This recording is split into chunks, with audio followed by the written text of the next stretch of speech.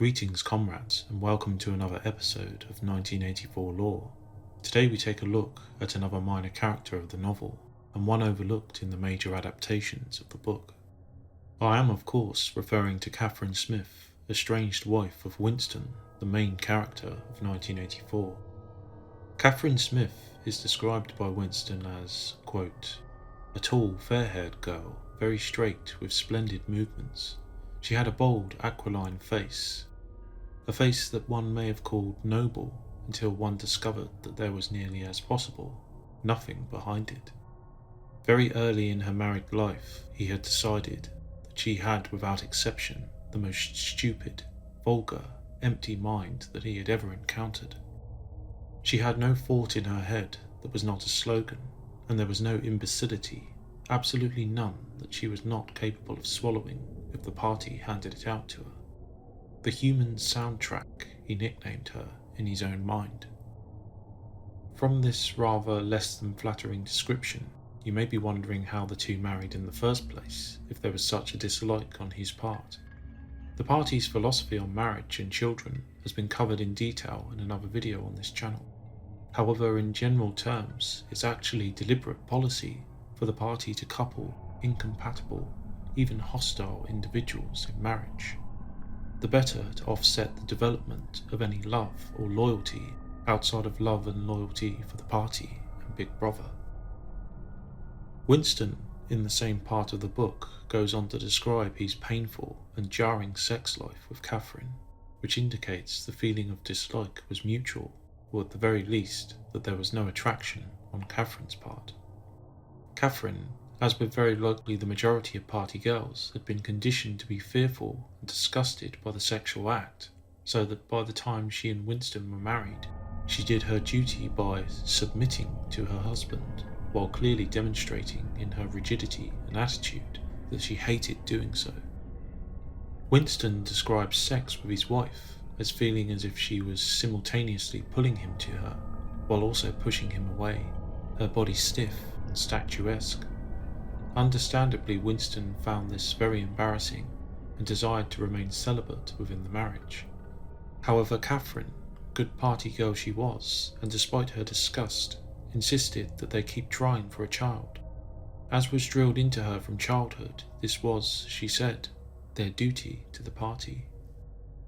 According to Winston, the couple separated around 1973. However, before this, the two had participated in a hike, and on that occasion, Winston later recalls with Julia that he had had a moment of desperate weakness in which he seriously considered murdering his wife to escape the marriage. 3 or 4 months into their 15-month or so marriage, the two had been split from their group. Winston, curiously minded as he is, noticed that some flowers had bloomed in 2 different colours from the same roots, this on the side of a cliff at the edge of a chalk quarry. Upon his insistence, Katharine pulled herself away from trying to rejoin the group and leant over to look at what Winston was looking at. It was at this moment that the thought occurred to him. He had steadied her with a hand on her waist. They were quite alone. The probability of any microphone, let alone a telescreen or camera, was quite low. Winston's hand could very easily have left Katharine's waist with a small shove, the act leaving her body lifeless and broken at the bottom of the chasm. For all anybody could tell, she could have wandered off alone, taken a tumble. Winston would have been free. Of course, the thought had not translated into action. At least to Winston's knowledge, Katharine remained alive, and in any case the murder was unnecessary, given the two separated around 15 months into their marriage. This is all according to Winston's memory. However, another interesting twist to this whole story is the later accusation during his interrogation that Winston did, in fact, murder his wife. Of course, given this is the party, we must take such a charge with a mountain of salt. However, assuming Katharine was the model party woman Winston described, this actually opens up an interesting issue.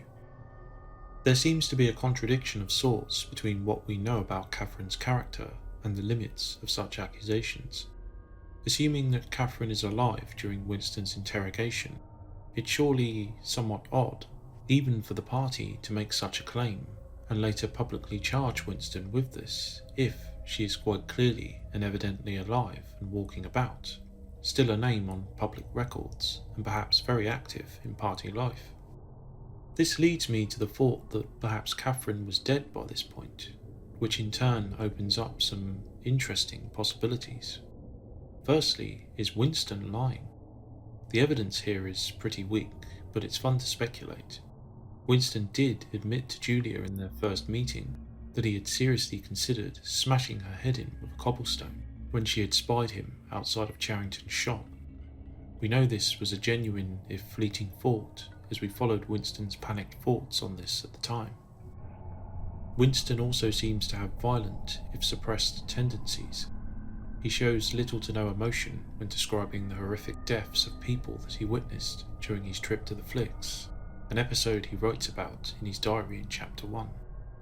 He also coldly kicks aside a severed hand following a rocket bomb attack, only later considering the inhumanity of this act. He also has violent thoughts and hallucinations. During the 2 minutes hate, he imagines flogging and raping Julia, and cutting her throat at the moment of climax. In addition, he imagines driving a pickaxe into the face of a man called Wilshire, as he had delayed his first conversation with Julia by inviting him to his table in the canteen. Finally, O'Brien quite easily extracts a series of pledges from him in their meeting at his home, which includes the obligation to commit sabotage and murder, even to throw sulfuric acid into a child's face, among other things. This is quite a lot of evidence that Winston seems to have violent tendencies, but is this enough to prove he had, in fact, murdered his wife? Well, probably not. The most that one could say is that he certainly had the motive, as aforementioned, and perhaps had the proclivity. However, the latter assertion is perhaps going too far, as Winston also demonstrates time and again an aversion, if anything, to physical acts, including violence. Winston draws back from shoving his wife, he shrinks away from pursuing Julia, and even hates to use his hands generally. One more pushback in the opposite direction could be that, of course, Winston, in recalling the incident with Julia, would likely not really tell her that he'd murdered his wife, even if he had. It's true Julia boldly stated she would have, but it seems probable that if Winston really had killed his wife and genuinely confessed this, that Julia may have naturally reacted differently. Realising your secret boyfriend murdered his wife may put somewhat of a damper on the whole business. Winston did have a motive not to relate the true version of events, although what's more likely by far is that he really didn't kill his wife, which actually leads us to another dark possibility. If we stick to our initial theory that even the Thought Police couldn't feasibly pin Katharine's death on him, if she was in fact alive, was she dead because she herself had strayed into heresy? Given what little we know about her character, this seems almost as unlikely as Winston actually murdering her. However, this does seem feasible, assuming the whole charge of Katharine's murder isn't simply a bald-faced lie, and the Thought Police simply don't care how it looks. Pushing back on this, we do know that the party are capable of such brazen falsehoods, and likely rely on general fear and doublethink to offset them. Though Radford's adaptation of the novel does show Winston publicly confessing, there's nothing in the novel to suggest he was important enough for his charges to be a matter for the public record. On the contrary, O'Brien assures Winston he will be vaporized, that is, lifted clean from the stream of history. The only sliver of evidence to suggest this was not so is through implication of the contrary in the appendix.